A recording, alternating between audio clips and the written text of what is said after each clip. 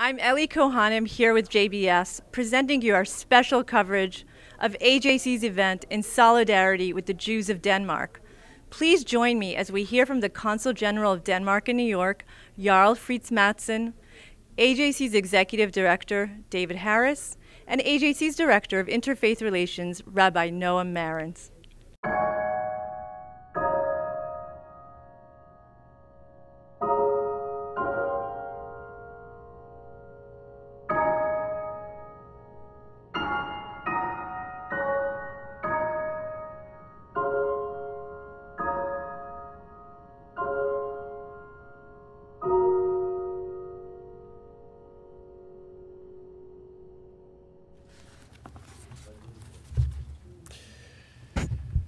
Thank you very much, and good evening, everyone.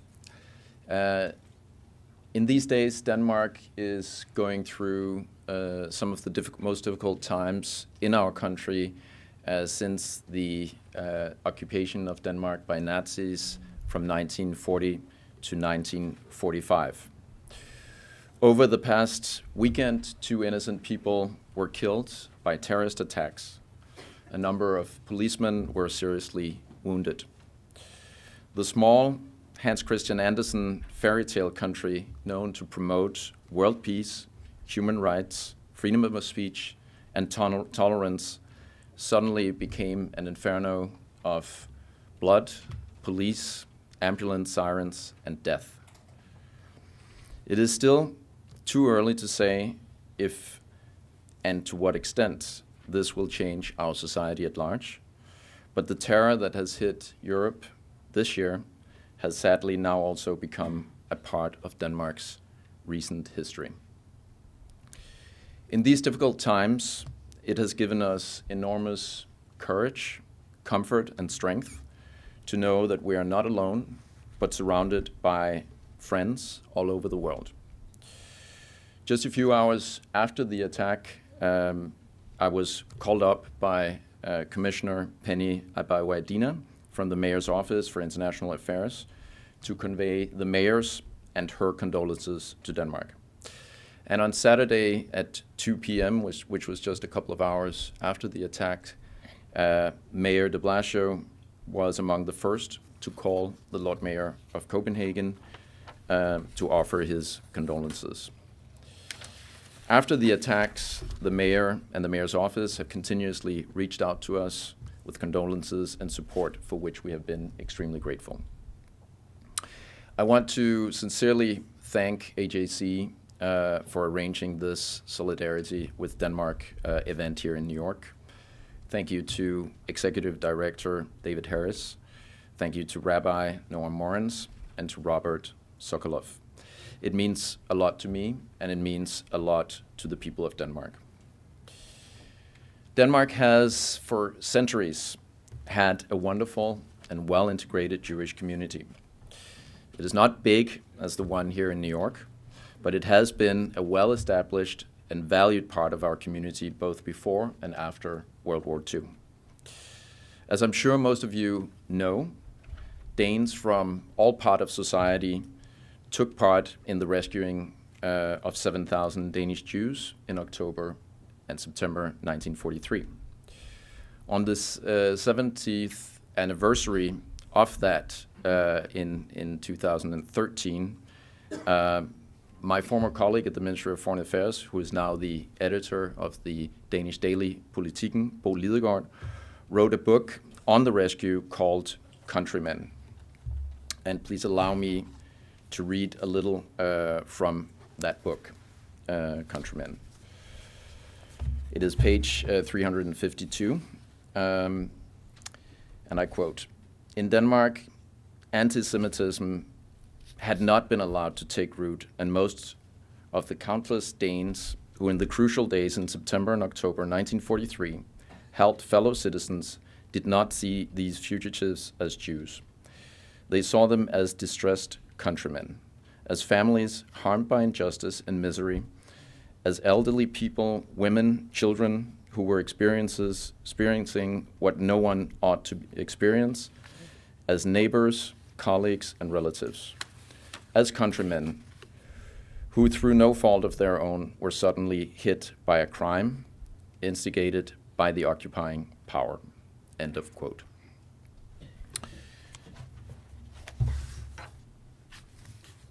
That a member of the Danish Jewish community, Dan Utzon, was killed early Sunday morning as he was standing guard in front of the synagogue in Copenhagen is a tragedy. Dan was a beloved member of the Jewish community. They called him their son. He had an Israeli father and a Danish mother. He had numerous times guarded the Jewish school, Karolineskolen, and the synagogue, as he did Saturday night for the last time.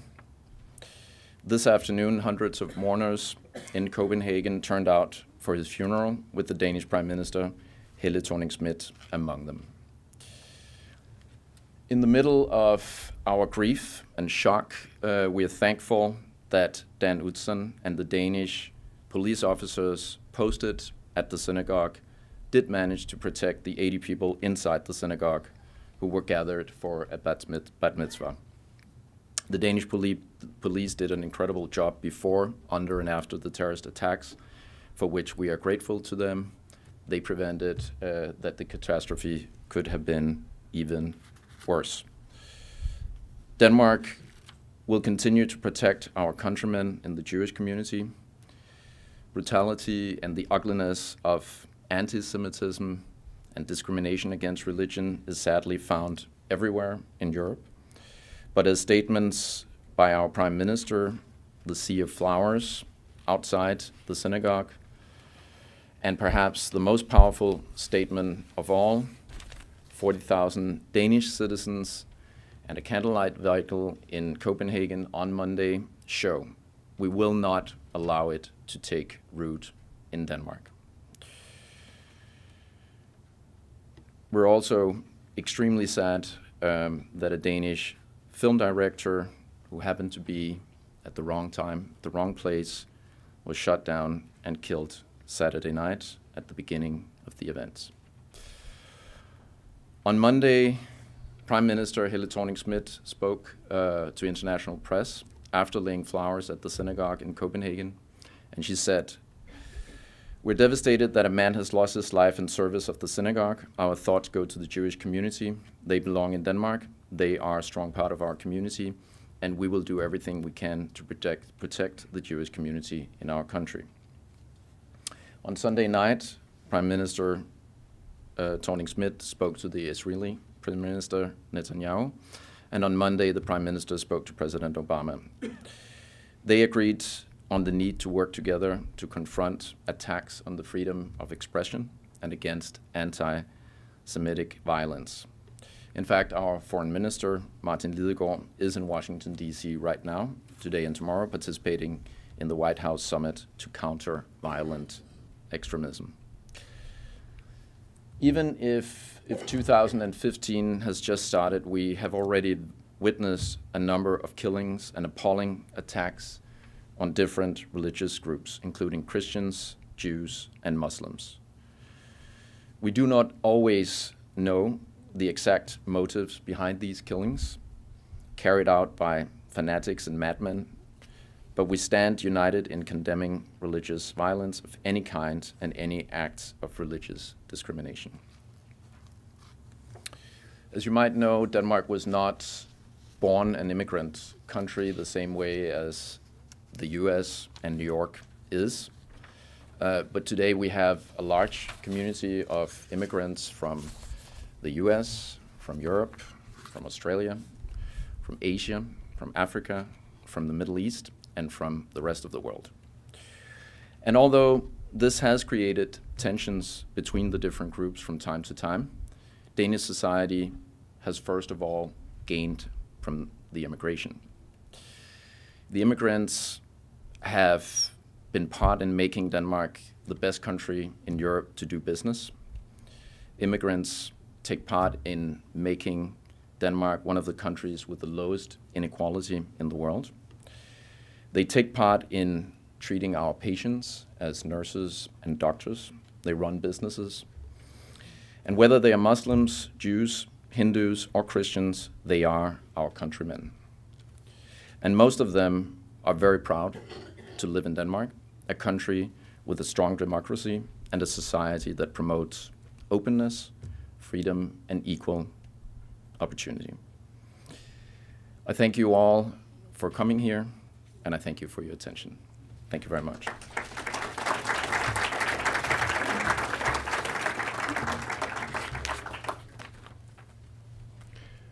Friends, from the beginning of the Torah, the Hebrew Bible, Bereshit, the creation story. In the beginning, God created heaven and earth, the earth being unformed and void, tohu vavohu, chaos, with darkness upon the face of the deep. And the Spirit of God hovered over the face of the waters. God said, Yehi or, let there be light, and there was light. God saw that the light was good, and God separated the light from the darkness. And God called the light day, and the darkness God called night. We have come together once again, this time in solidarity with Denmark, to be partners with God and our fellow humans in completing God's unfinished creation to fix this broken and troubled world. We who value life and freedom know how to separate light from darkness, day from night, good from evil, order from chaos. There is no mistaking this evil, darkness, night, this jihadist perversion of religion as a purveyor of hatred and death, this rejection of true religion, which should be a source of love and life. There is no rationalization, no political correctness, no discussion of root causes that should be allowed to stand in the way of our united resolve to be the forces of light and good, combating darkness and evil. We recommit ourselves, people of goodwill and diverse religious identity, to eradicating this gruesome spasm of terrorism, be it the radical Islamist version or another, this dehumanization of the Spirit of God within each of us, and the rising specter of resurgent anti-Semitism in Europe. The Jewish people accepts, but does not savor its status as the canary in the coal mine, alerting the world that, to paraphrase Martin Niemöller, they may first come for the Jews, but it never ends there. We know something about evil, darkness, night, and its horrifying return to Europe.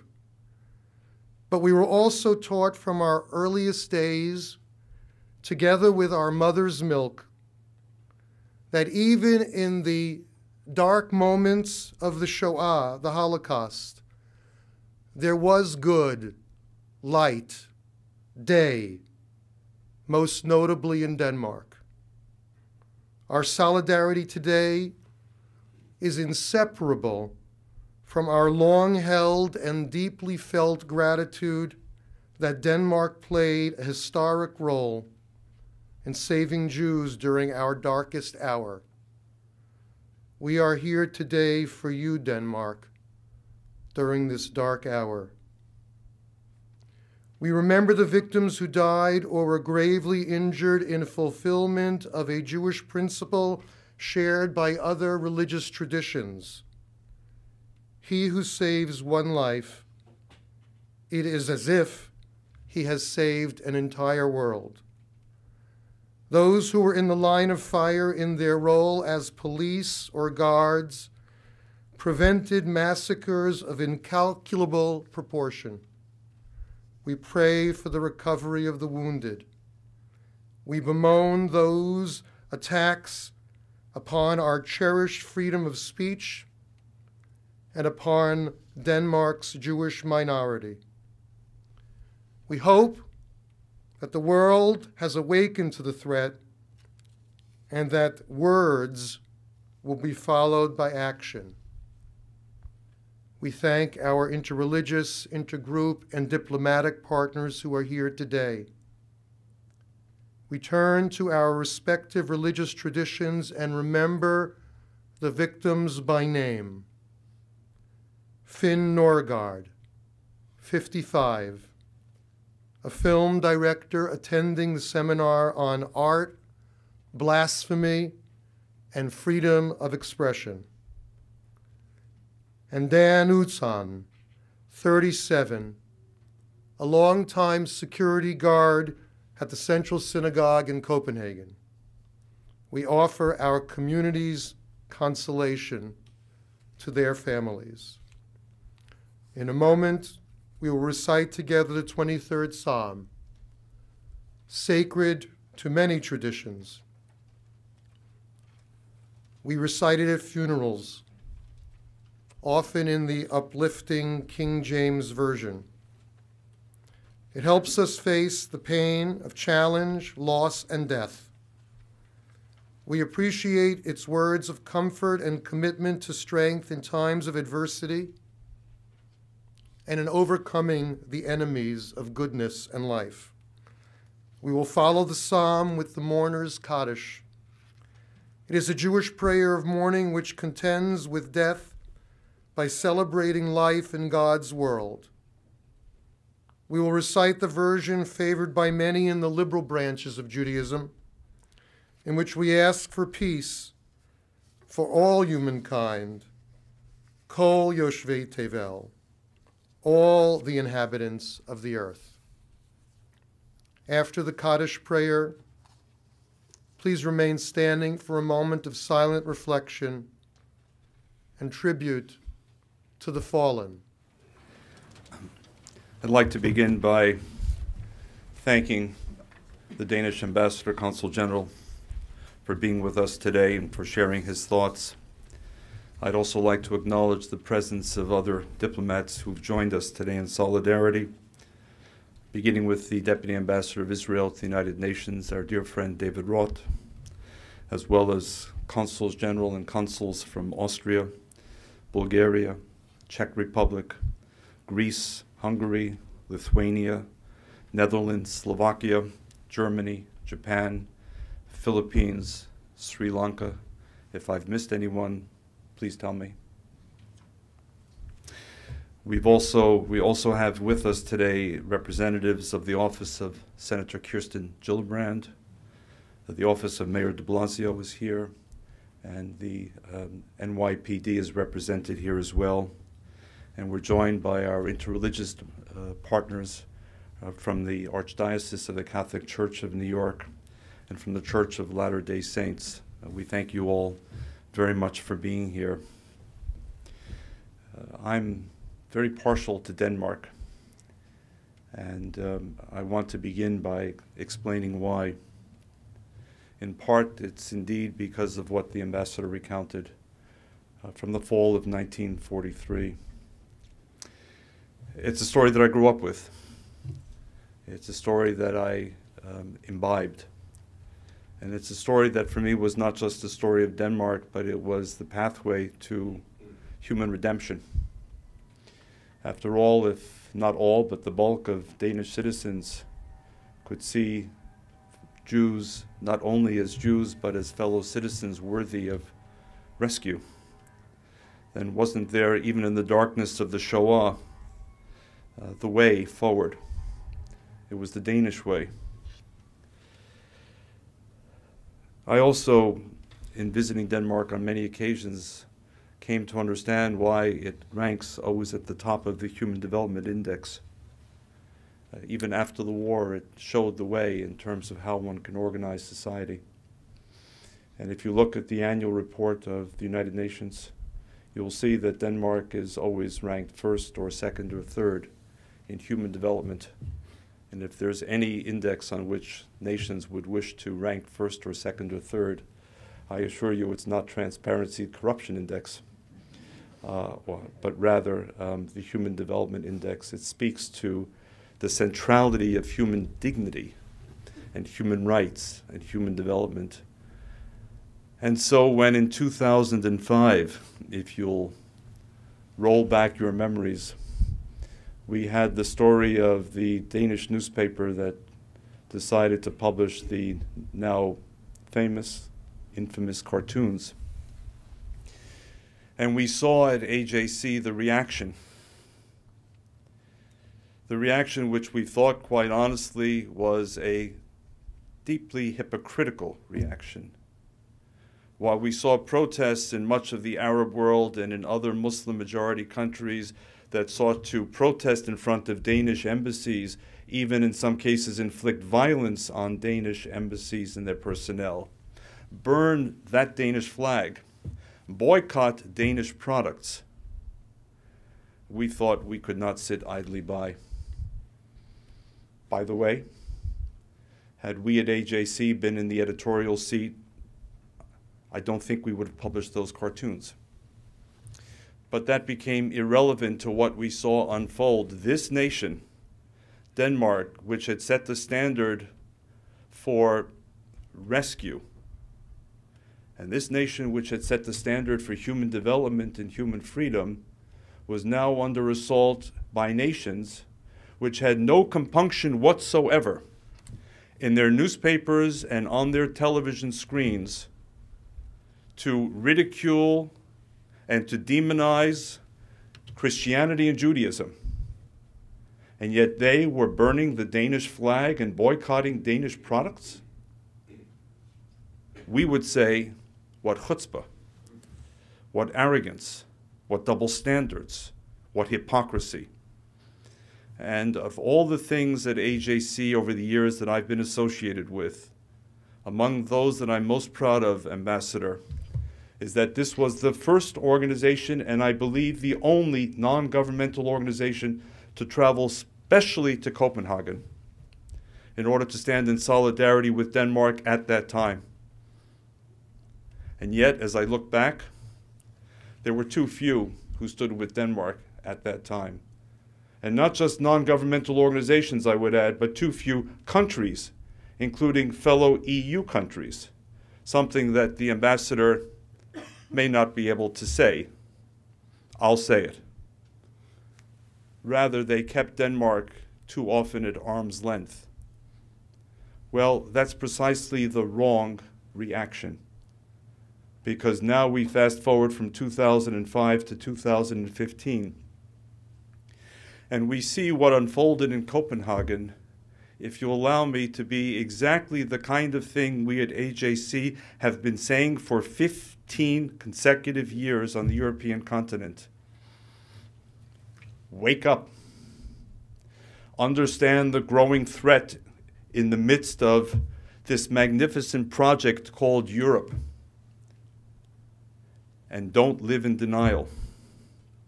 And understand as well that Jewish security is inextricably interwoven with European security.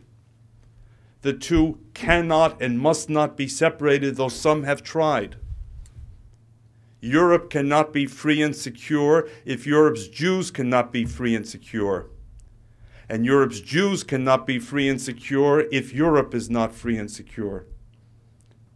And the sequence of events in Copenhagen made the point abundantly clear. First, they attacked European values, and then they attacked a vulnerable minority community that's an expression of Europe's pluralistic democracy. And they had a name, and we need to call them by their name and not avoid calling them by their name, because if we're not prepared to understand who the adversary is, how will we ever wage the proper struggle against them? They're called jihadists. They're called radical Islamists. And the notion, as some would have us believe, that they are not because they don't embody the values that we ascribe to peaceful Islam are fooling themselves. They invoke the name. They perpetrate these acts in the name of their interpretation of religion, however demented and twisted it may be. And I urge you, if you haven't already done so, read the cover story of The Atlantic about ISIS, which is today an article that's being discussed on every news show that I'm watching. And what it says at the heart of the article is those leaders and those politicians who want to pretend that this is not an expression of faith are simply fooling themselves and committing a catastrophic mistake. It is an expression of faith. Unfortunately, it's an awful expression of faith. It's a perversion of faith.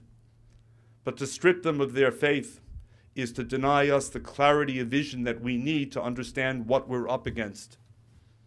And so first they attacked freedom of expression in Denmark. And by the way, our dear friend François Zimmeré, the French ambassador to Denmark, was in that cafe. And you may have seen his tweet because it's been retweeted now several thousand times. "I'm still alive in the room," he said. And he afterwards thanked the Danish police, his bodyguards, for having saved his life. And then they came for the Jews. And a month earlier, as we gathered in this room, first they came again for freedom of speech and press and expression. There they came second for public order. And then third, sure enough, they came for the Jews. And let's be clear again, there was nothing random about the decision to come for the Jews. Not to a kosher market, not prior to Shabbat. There was nothing random about the decision. And then we saw, as if all this weren't enough, the beheading of 21 Coptic Christians in Libya the other day. Same mindset, same outlook, same ideology. It's what we're up against, the beheading of Christians. They came for the Christians, as Pope Francis said, because they were Christian. They came for the Jews because the Jews were Jews. And they came for Denmark and France because Denmark and France embody democratic, open, and pluralistic values. We need, ladies and gentlemen, clarity, moral acuity and clarity. And I want to add, my dear friend and colleague Noam Marans referred to the canary in the mine. I'm ready to renounce the title. If there's anyone else in the world that would like the title, it's theirs. I don't want the Jewish people to be the canary in the mine. And by the way, for those of you who know anything about mining engineering, the canary must die of carbon monoxide or methane gas in order for the miner to live. I'm prepared to give my life for many things, but not in sacrifice so that others may live while the Jewish people perish, one by one by one. Not today, not during the Shoah, not during the pogroms, not during the Inquisitions, not during the blood libels, not during the expulsions. Enough of the Jewish people serving as the world's canary in the mine. We've paid our price, and still the world hasn't learned. And still the world seeks to isolate the Jews. Watch the film, 1 hour long, just across the water from Denmark in Malmö, Sweden, of the journalists who, for the news show, traveled around Malmö on foot, wearing a kippah, and see what happened to him in another otherwise exemplary Scandinavian country where again the Human Development Index is high, and which thankfully received those 7,000 Jews that Danes rescued and ferried across the water.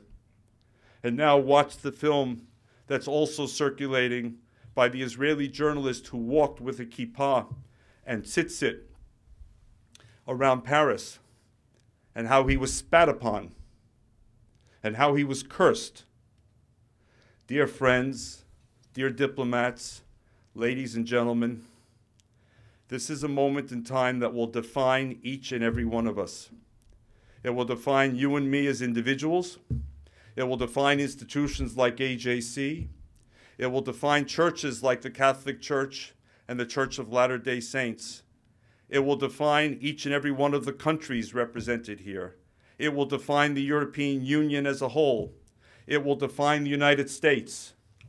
And we dare not be found wanting.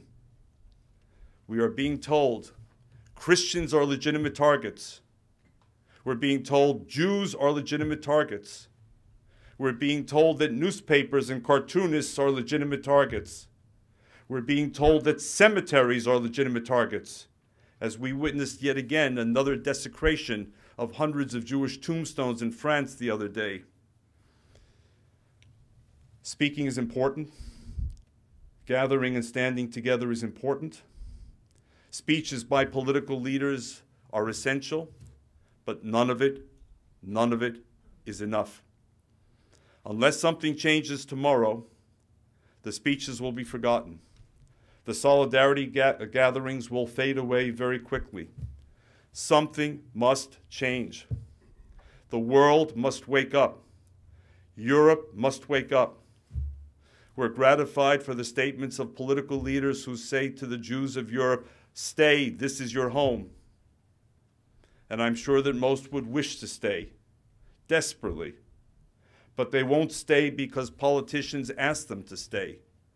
They will only stay if they are convinced in the depths of their soul, that it's the right, responsible decision for them to make for themselves and their families, and especially their children. Our director in Paris, Simone Rodin, who had the quotation of the day in the New York Times yesterday, who's been on CNN several times, very movingly has said, as the mother of 2 small children, am I being right and responsible in raising my children in Paris today, where every Jewish act, the act of taking them to the synagogue or to a school or even a nursery school, becomes an act of consciousness and courage even? Is this how I want to raise my children? Is this the right way to raise my children? It's only if European leaders, joined by European civil society, can answer that question affirmatively. Yes, yes, Simone, yes to the others, you can and you must stay because we stand with you. We stand with you and will stand with you, and do whatever it takes to ensure that this inextricable link between Europe's democratic values and the well-being of the Jewish community is never broken. If the Simone Rodins of the world, the Stefan Krammers of the world from Berlin, who traveled to Copenhagen today to be at the funeral of Dan Uzan on behalf of AJC, if they as parents, and not just Jewish professionals, if they come to the conclusion that Europe is serious this time, means what it says, that concentration won't fade away in the days and weeks ahead, then maybe they'll stay. If not, ladies and gentlemen, the Jews of Europe will slowly leave. It would be a tragedy for all. But the greater tragedy would be the Jews have a place to go. Where would Europe go? Thank you.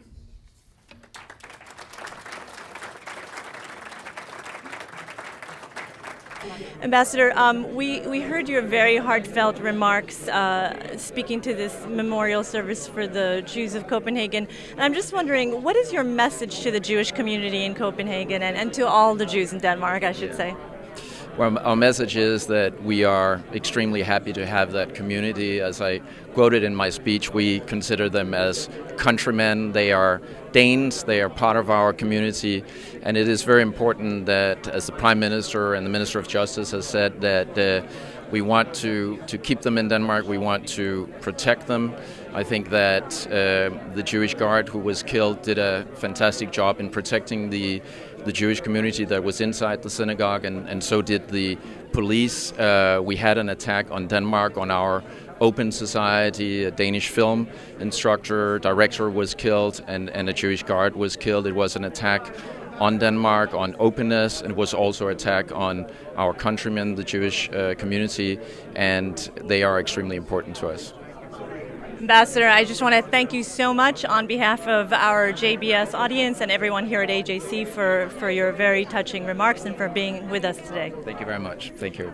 I'm here with David Harris, Executive Director of AJC. David, you said in your remarks a couple of times that you would like Europe to wake up. Can you tell us exactly what you mean by that? Sure. AJC has spent exactly 15 years in hundreds and hundreds of meetings and scores of visits to Europe. I've been involved in many of them. Our European offices on the ground have been involved in all of them, in which we've tried to get Europe to focus on the growing problem of anti-Semitism and the particular challenge and threat from within radical Islam on the European continent. And with few exceptions, we were told that this is not a major issue, this is not a major threat, we're overstating the danger, and we didn't get the response we needed. Now, unfortunately, after Toulouse, after Brussels, after Paris, after Copenhagen, after Créteil, after Sarcelles, I can only hope that European governments are waking up to the magnitude of the problem facing the Jewish community and its connection to the larger state of European democracy. David, part of my question in terms of what you would like to see differently in European governments is what is their thinking in terms of long-term strategy in dealing with the Islamic threat? Do you have any thoughts on how you would like to see European governments dealing with that threat? Oh, absolutely. Absolutely. We're talking about both short-term and long-term strategies. At AJC, we've developed several ideas which we've been discussing. Look, in the short term, you've got to enhance security. That's a sine qua non. You've got to enhance protection. That's a big job. You've got 3,000 Europeans now fighting in Syria and Iraq. What happens as they start to come back? What are they going to do when they come back to Europe? Well, we have the answer already. It happened in Brussels. The suspected killer of the 4 people in Brussels last May had come from Syria. In Paris, we had a connection to Yemen. So you've got massive challenges in the short term: intelligence, surveillance, monitoring, European cooperation, and longer term, education. You've got tens of millions of new Europeans. They have to be integrated. European values have to be inculcated into them. They have to embrace the notions of democracy and openness and pluralism and mutual respect, which Denmark and France have embodied. But that's a long-term job, and if they falter, if they lose interest or they lose their attention span, I'm afraid we're going to be in trouble again. So our call to Europe is wake up, take this seriously, and deal with this over the long haul. No one speech, no one protest, no one demonstration is going to solve the problem. It's much bigger than that. David, you've also published some thoughts about how Europe and Israel are both in this fight together, and clearly the enemies of Europe and Israel see us as one common civilization, I would venture. So how would you like to see the European governments react in terms of Israel and the unity with Israel? Well, first of all, exactly as you said, namely that European governments begin to understand that Europe and Israel are on the same side. The jihadists who want to destroy Israel want to destroy Europe, and those who want to destroy Europe want to destroy Israel. So they're on the same side, and Europe should begin to act and show more understanding for that. Secondly, Europe should not be playing games with groups like Hezbollah. It took them years and years and years, longer than they should have. And when they finally listed Hezbollah on the terrorism group, they created the fiction of the military wing of Hezbollah, as if it could be divided. Well, Sheikh Nasrallah, the head of Hezbollah, himself said it's a false distinction. There is no distinction between the social and the military. Hamas was just taken off the terrorism list because of a court ruling. It should have been put back on already yesterday. So there are lots of concrete things that Europe could be doing to show greater understanding with and solidarity with Israel, and a recognition that the enemies are common enemies, so the cooperation needs to be strengthened. David Harris, it's always an honor and a pleasure to have you with us on JBS. Thank you. Thank you. My pleasure. Thank you. I'm here with Ambassador David Rowett, who is the Deputy Permanent Representative of Israel to the United Nations. Ambassador Rowett, we heard some really touching remarks here from the Ambassador of Denmark to the U.S. What were your thoughts when you were hearing the Ambassador speak?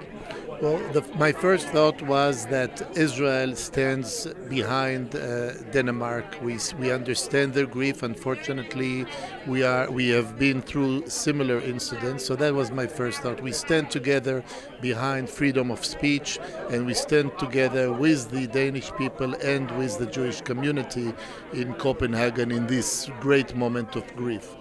Another thought that I had was, of course, how can this happen again? And those solidarity meetings are very important. I think that the point that needs to be made is that Europe needs to do something. The Danish government, who has been doing a fabulous job in dealing with the crisis, need to continue to do a fabulous job in confronting anti-Semitism and confronting Islamists and jihadists in order for this not to happen again. Ambassador Rowett, so when you talk about confronting Islamic jihadists, what exactly would that look like? And, you know, David Harris spoke a little bit about first being able to identify who our enemies are. Yes, and I see it all around in the United Nations. I think the first thing you have to do is go with the truth.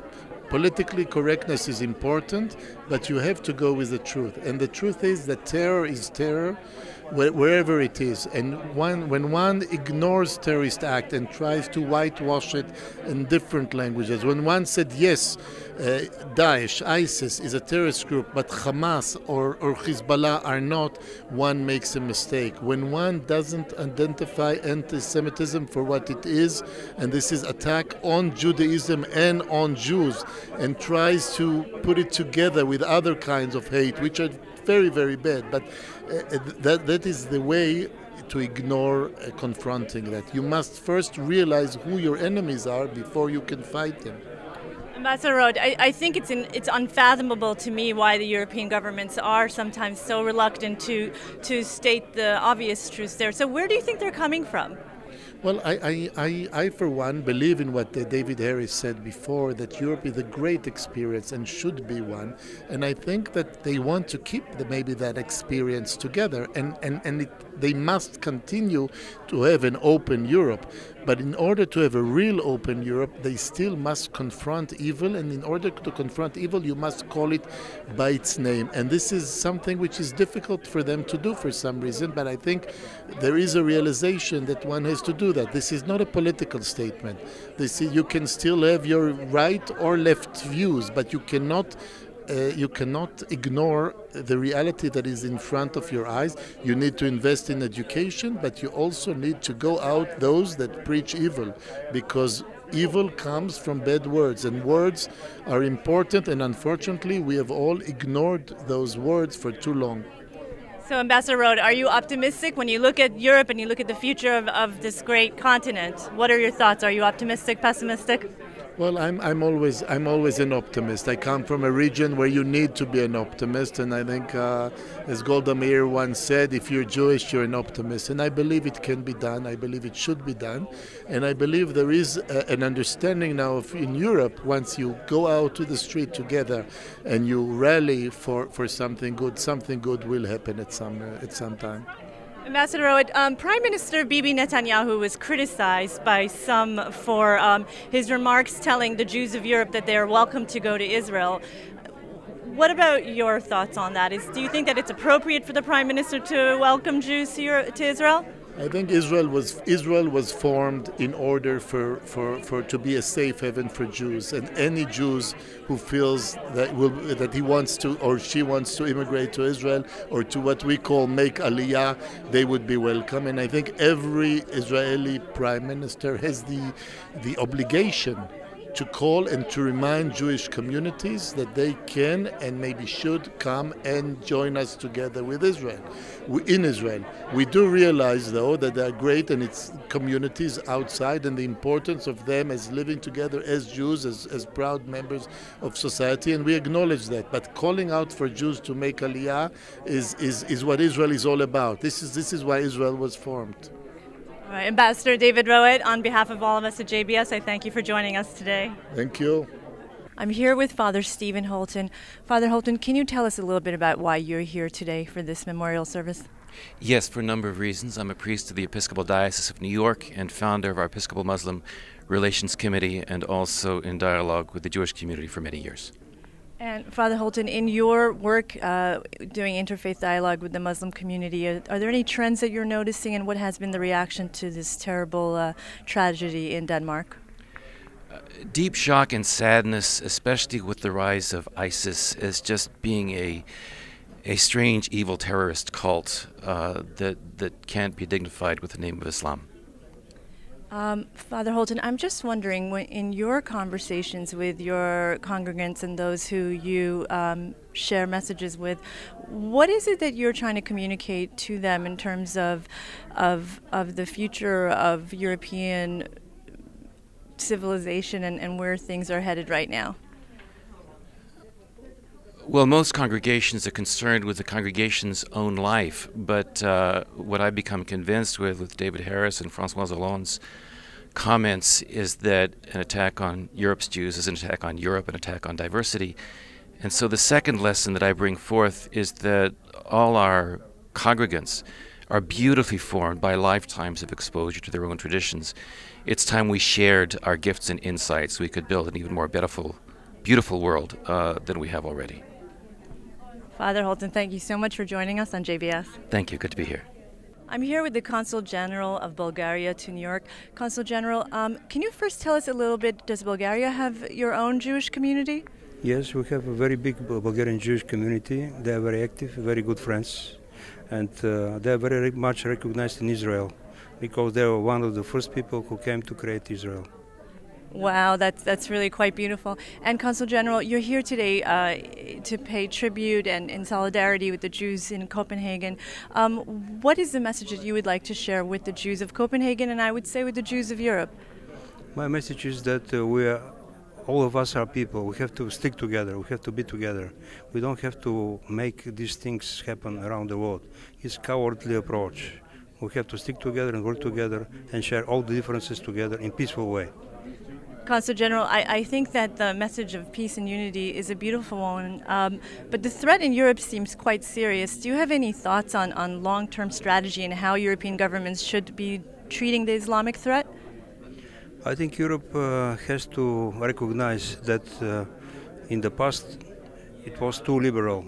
Now we have to have different standards to see who are the real friends of Europe and who are the real enemies, and after that to take the real measures.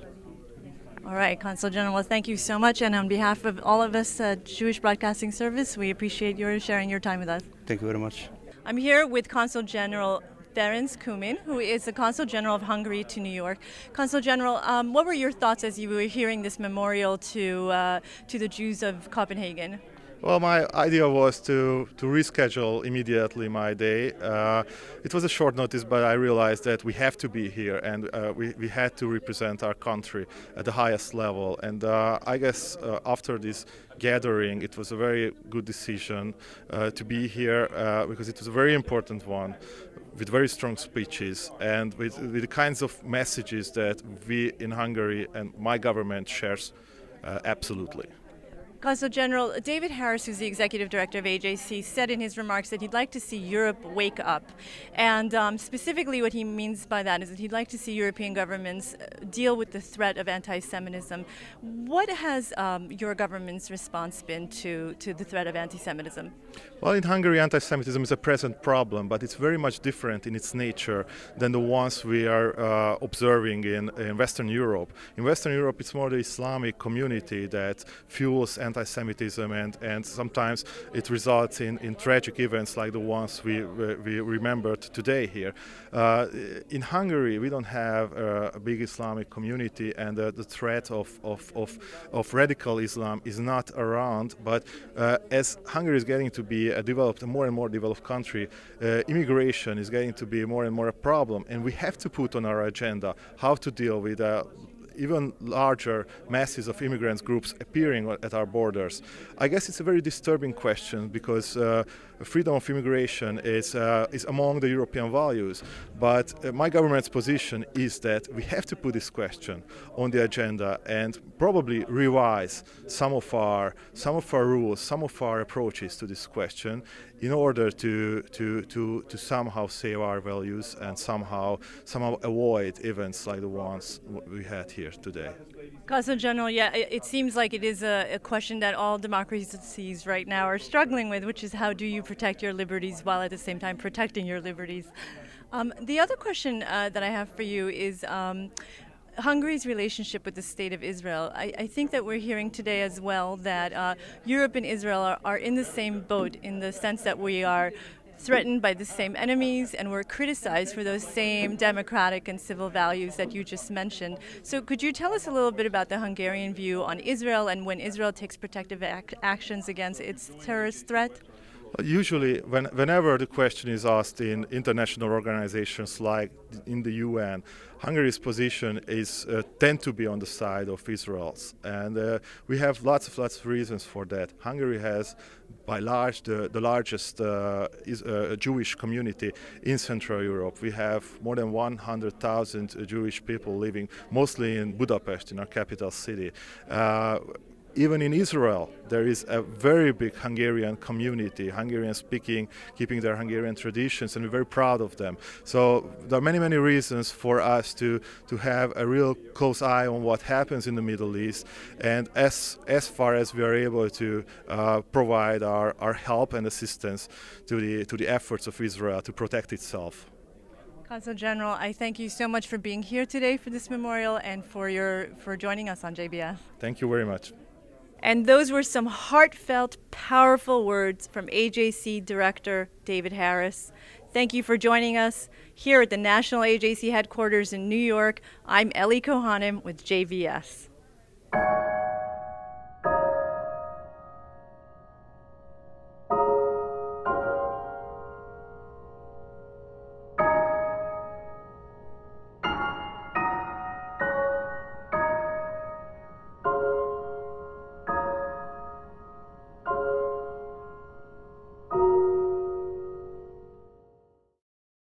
We would be pleased to send a complimentary DVD of this program to anyone who wishes to support JBS, the Jewish Broadcasting Service, with a tax-deductible gift of $36, double chai or more, to the nonprofit organization Jewish Education in Media. Simply visit the JBS homepage and click on the Donate button to make a donation by PayPal or your credit card. And please indicate the program for which you would like a DVD. Or you can send your tax-deductible check made out to Jem, Post Office Box 180, Riverdale Station, Bronx, New York 10471. And again, please remember to indicate which program you would like to receive with our compliments. And we thank you for your kind support.